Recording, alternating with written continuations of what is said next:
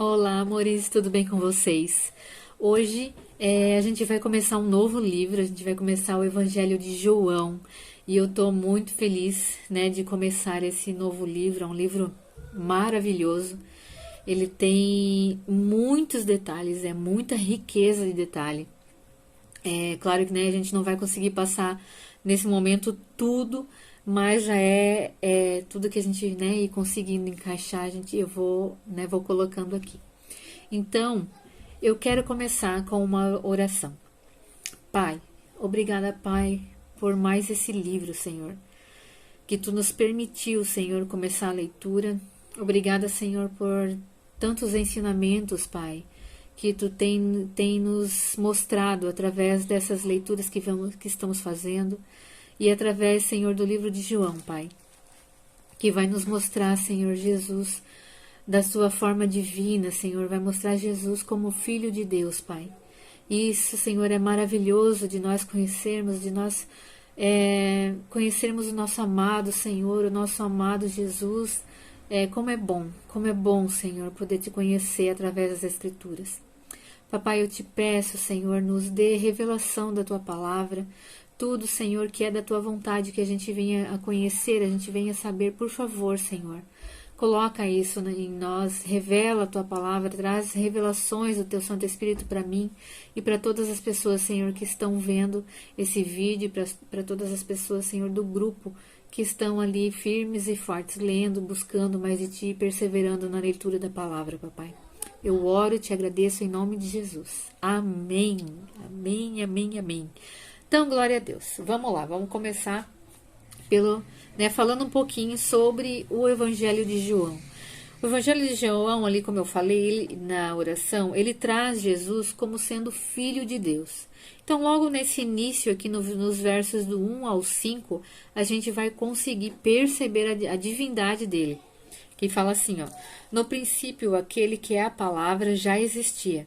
A palavra estava com Deus e a palavra era Deus. Aqui na minha Bíblia, palavra está com letra maiúscula, então indicando que é Jesus, que é uma pessoa, né? Ele existia no princípio com Deus, e por meio dele Deus criou todas as coisas. E sem ele nada foi criado. Então, né, por meio de Jesus que foi criado tudo. Aquele que é a palavra possuía vida, e sua vida trouxe luz a todos. A luz brilha na escuridão e a escuridão nunca conseguiu apagá-la. Eu tenho uma outra versão, acho que é a NVI, se eu não me engano. Ou tem, né, uma nota que tem na Bíblia que fala: se a escuridão nunca conseguiu apagá-la, como a escuridão nunca conseguiu entendê-la. Então, né, esses primeiros versos, eles mostram sobre a divindade de Jesus. Né, que Jesus, ele era, desde sempre, ele era Deus, e sim, ele se esvaziou da divindade dele, se esvaziou da sua glória, e ele encarnou, né, como um ser humano. A gente vai falar um pouquinho mais sobre isso a seguir ali, tá bom? Então, a luz brilha na escuridão e a escuridão nunca conseguiu apagá-la. Então, isso quer dizer que, né, me trouxe muito forte isso, de que o mal, ele nunca vai vencer. Ele aqui já está bem claro isso. A escuridão nunca conseguiu apagá-la. Ele não vai conseguir apagar nunca, né? O Jesus, ele brilha, ele evidencia, ele afasta a escuridão, ele dissipa as trevas. Então, né? Então, assim, que a gente tenha certeza, por mais que as coisas pareçam estar assim terríveis, a gente não consegue ver saída, mas o Senhor, ele está assim conosco. E ele não perde o controle de nada. Amém? Então, vamos lá. No verso 9, eu quero ir com vocês, que vai falar assim, ó: aquele que é a verdadeira luz, que ilumina a todos, estava chegando ao mundo. Então, o Messias, ele foi anunciado por vários profetas, né? E aqui nesse caso a gente vai ver um pouquinho mais para frente aqui, no primeiro capítulo ainda, que João Batista foi um desses profetas. No 12. Mas a todos que creram nele e o aceitaram, ele deu o direito de se tornar filhos de Deus. Então, né, mais uma vez afirmando que quando nós cremos e o reconhecemos e o aceitamos, nós somos salvos. Amém? Então, como a gente viu, né, sobre a natureza divina de Jesus, então Deus, ele habitou, né, temporariamente entre os homens, né? Ele esvaziou de sua glória, ele, né, se fez homem, e ele é Deus por inteiro, e ele é homem também por inteiro, né? Ele tem as duas naturezas por inteiro. Ele não era um pouquinho Deus ou um pouquinho homem, não, ele é tudo, né? Ele é Deus e ele também é homem. Amém? Então, como João aqui ele faz menção a essa plenitude da glória que habitou em Jesus, porque, né, para fazer essa menção lá com o tabernáculo no deserto, que a glória de Deus também desceu e habitou entre eles temporariamente. Amém? Então, né, Jesus é o tabernáculo, então a glória de Deus também habitou nele. Amém? Vamos lá para o 14. Assim a palavra se tornou ser humano, carne e osso, né, como a gente está falando, e habitou entre nós. Ele era cheio de graça e de verdade, e vimos a sua glória, a glória do Filho único do Pai.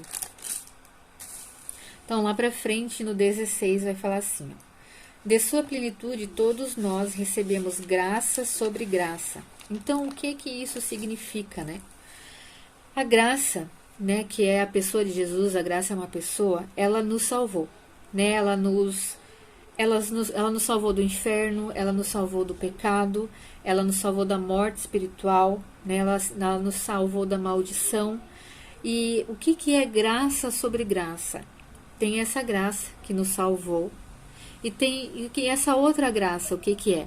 Essa graça é aquilo que está disponível para nós executarmos as nossas tarefas, para fazer o que é aquilo que é da vontade do Pai, para sermos melhores cidadãos, melhores pais, melhores mães, melhores filhos, melhores em tudo. Essa é a graça que está disponível. A gente, né, está disponível para nós, a gente pode usar dela.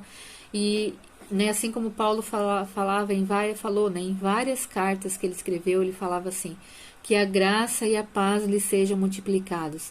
E é isso, né, que essa graça que faz você executar as coisas que o Senhor te chamou para fazer, com excelência, com bondade, com generosidade, tudo aquilo que tem o dedo de Deus, né? Que tem ali as características de Deus. Então, essa é a graça que nos faz sermos melhores. Amém? Então, né, só falando mais um pouquinho, Deus, ele prepara tudo, né? A graça, na verdade, de Deus para tudo na nossa vida. E ele nos chama, ele nos capacita, ele nos escolhe, ele nos ama, ele nos protege e ele disponibiliza a graça para que a gente faça tudo isso com excelência, né? É demais, né? Então vamos para frente, senão a gente fica aqui, tem muita coisa para falar nesse livro, a gente vai ficando, né? Então, verso 18 fala assim, ó, ninguém jamais viu a Deus, mas o Filho único que mantém comunhão íntima com o Pai o revelou. Esse versículo ele me levou lá para o João 14,6, que fala que ele, né, menciona que ele é o caminho, a verdade e a vida e que ninguém vai ao Pai a não ser por Jesus.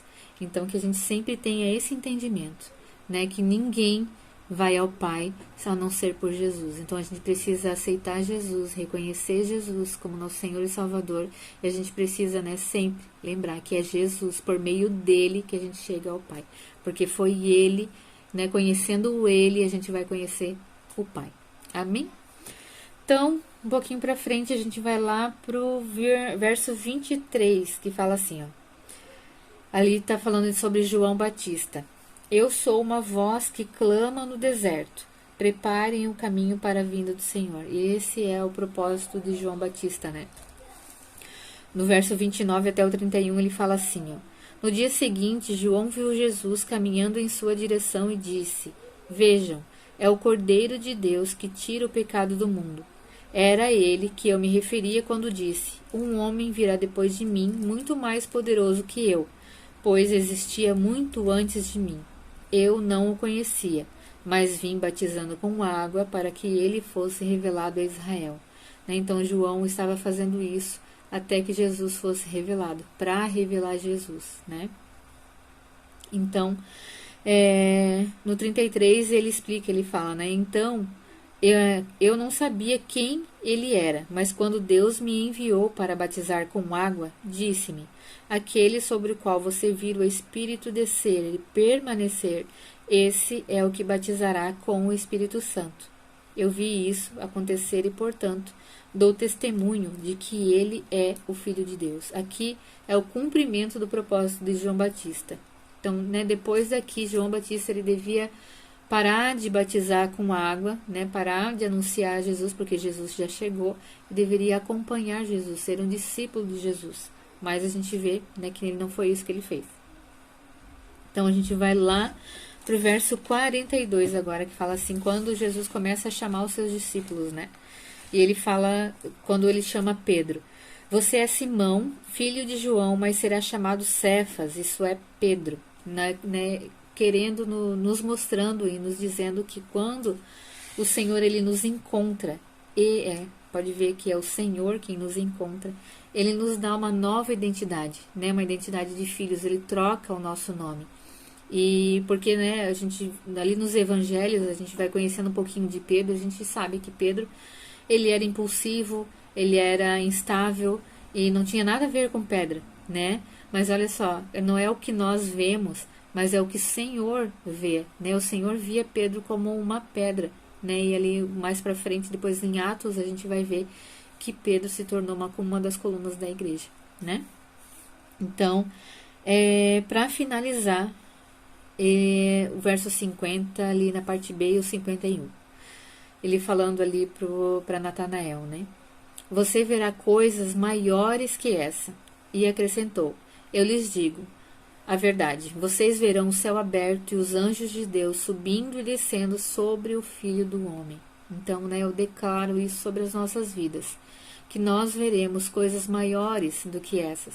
A gente vai, né, ver muitas, o Senhor afirma em outras passagens também, que muitas outras coisas a gente vai fazer, a gente vai ver, em nome de Jesus, que isso cumpra sobre as nossas vidas. Né, tem aqui, nesse capítulo de João, tem muitos detalhes. Né, se a gente for ver versículo por versículo e fazer um estudo referente a ele, a gente vai ver muitas coisas, né, muitas coisas se cumprindo, né, profecias se cumprindo, o que foi falado lá atrás se cumprindo aqui né, na vida de Jesus. Então, eu não vou conseguir passar, né, a extensão, né, tudo que tem, mas aquilo que o Espírito Santo, né, chamar a minha atenção para eu fazer esse vídeo para mostrar para vocês. Amém? Então, que o Espírito Santo do Senhor cele essas palavras em seus corações, que seja uma terra fértil, que faça crescer e frutificar 1000 vezes mais. Amém? Então, um beijo enorme, preciosos e amores, que vocês tenham aí muitas revelações do Espírito Santo, muitas experiências maravilhosas com esse livro de João, assim como eu também oro para ter. Amém? Um beijo e até o próximo. Tchau!